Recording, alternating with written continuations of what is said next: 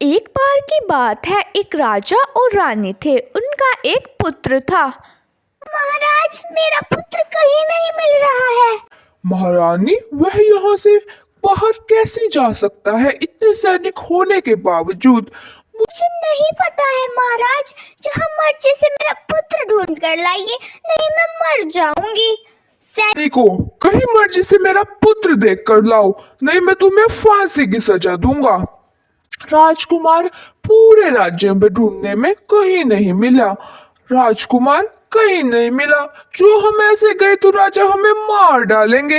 इससे अच्छा तो हम राज्य छोड़कर चले जाते हैं, किसी और राज्य में जाएंगे, खूब खाएंगे, कमाएंगे और ऐसे अपनी जिंदगी लुटाएंगे।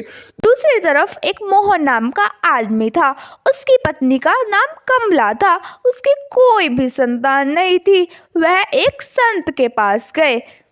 गुरुजी, मेरी पत्नी को एक भी संतान नहीं है, कृपया कोई उपाय बताइए जिससे हमारे पास भी एक संतान हो। बेटा, मैं तुम्हें एक उपाय बताता हूँ। इस उपाय को करने के बाद तुम्हारे पास भी संतान होगी। तुम्हें पूर्णिमा से लेकर सुबह सूर्यास्त तक दान करना होगा। इस उपाय को करने के बाद तुम्हारी भी एक संतान होगी। मोहन ने सब कुछ दान कर दिया जो भी उसके पास था, परंतु अभी तो पूर्णिमा शुरू ही हुई थी। मोहन, हमने दान तो सब कुछ कर दिया, हमारे पास तो अब कुछ भी नहीं बचा, हम कैसे दान करेंगे? उनके पास एक बूढ़ा इंसान आया।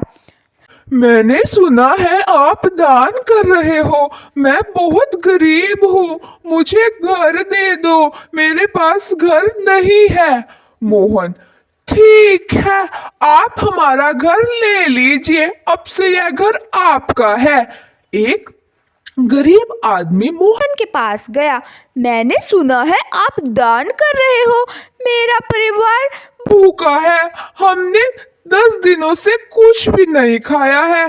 कृपया हमें सोने की मुद्राएं दे दो, इसे बेचकर मैं कुछ ना कुछ अपने परिवार के लिए खाने के लिए ले जाऊंगा।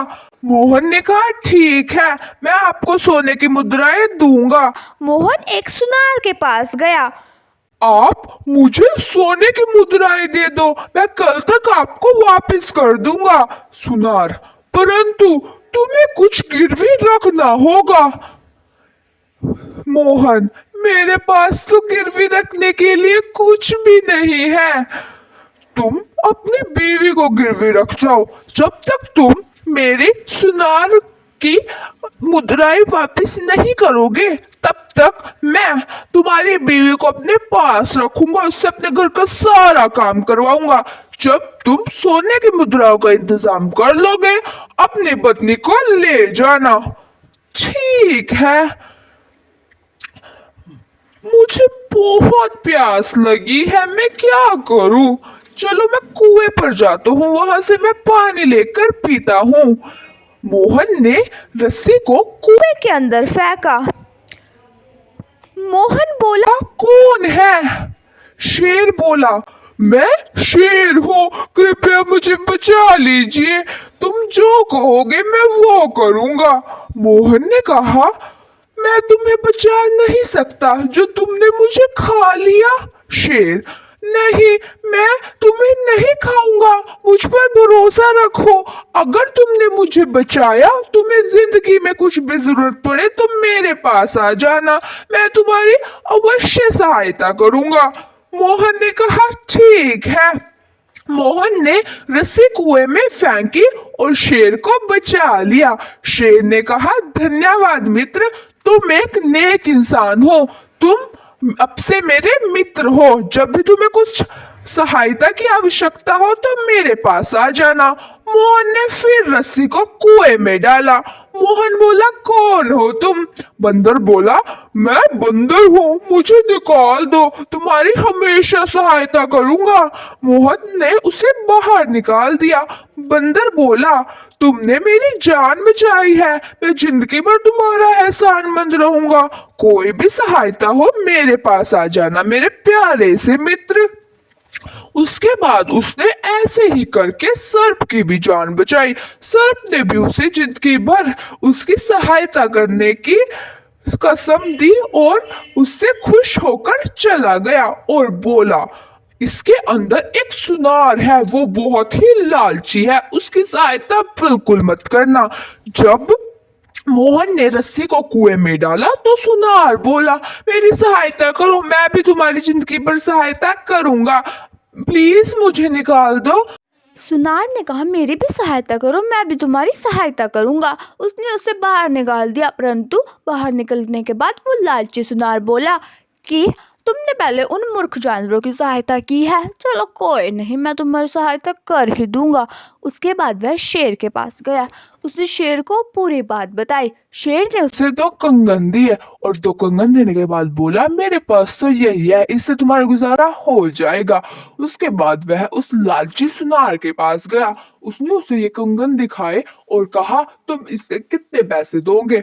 उसके बाद वह बोला, यह है तो राजा के बेटे के कंगन है और तुमने ये चोरी किए हैं। उसने कहा, मैंने चोरी नहीं किए हैं, मेरे को ये शेर ने दिए हैं। वो बोला, तुम झूठ बोल रहे हो। वह उसे राजा के पास ले गया और राजा ने उसे कैद कर दिया। वह बहुत परेशान हो गया और उसने अपने सर्प मित्र को याद किया। सर्प मित्र आ गया और उसको पूरी बात बताई। सर्प ने कहा, मैं राजा को डसूंगा और कोई भी उसे ठीक करने आए तो मैं उसका जहर उतरने नहीं दूंगा, परंतु तुम ये कहना, मैं सर्प का जहर उतार सकता हूँ, परंतु यह तो राजा का दुर्भाग्य है कि उन्होंने मुझे कैद कर रखा है। तुम यही बोलते रहना, कोई ना कोई तुम्हारी बात अवश्य सुन लेगा और तुम झूठ मूठ के मंत्र पढ़ना और मैं अपना जहर वापस ले लूंगा, इससे तुम्हें इनाम भी मिलेगा और आजादी भी। वह यही बोलता गया।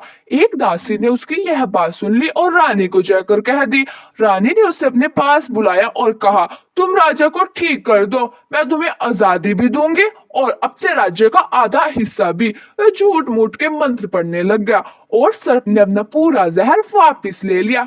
राजा ठीक भी हो गया और उसके बाद आधा हिस्सा भी उसके नाम लग गया। उसके बाद वह ऐसे ही अपने बंदर मित्र को मिलने गया। बंदर ने कहा, मित्र तुम्हें क्या चाहिए? उसने कहा, मुझे कुछ नहीं चाहिए। बंदर ने कहा, मैं तुम्हारे बहुत एहसानमंद हूँ, इसलिए मैं तुम्हें कुछ देना चाहता हूँ।